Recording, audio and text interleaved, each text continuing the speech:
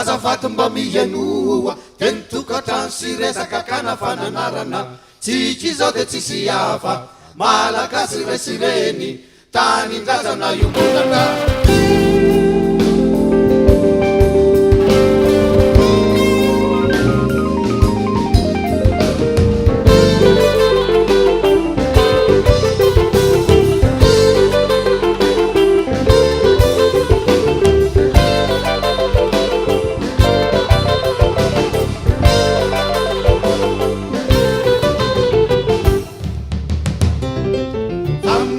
tokatrano na ho tsara izy na ho ratsy de miresaky ny any ivelany manjary voaozongozona amizay ny fitiavana na mpitovona ny manambady vo raha iresaka tsy maintsy miany farany aza de misarabaty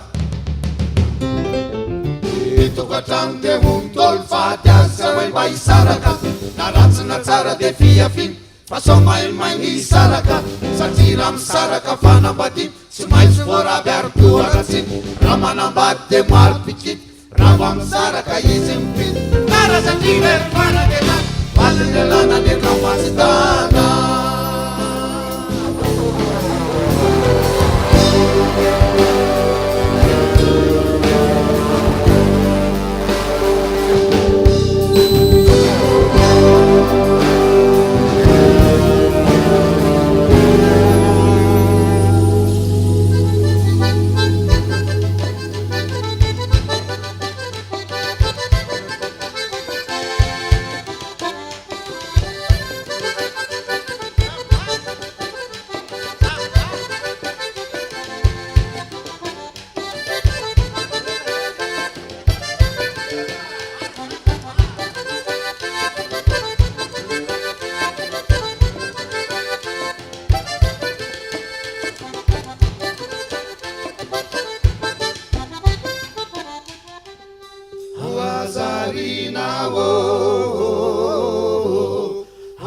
hazaratsine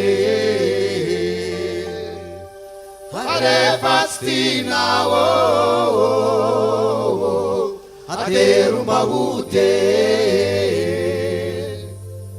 famangitadasineny ao tsy lomerany ao fa manana lafitiavana ateroany amindata ao ateroany amineny ao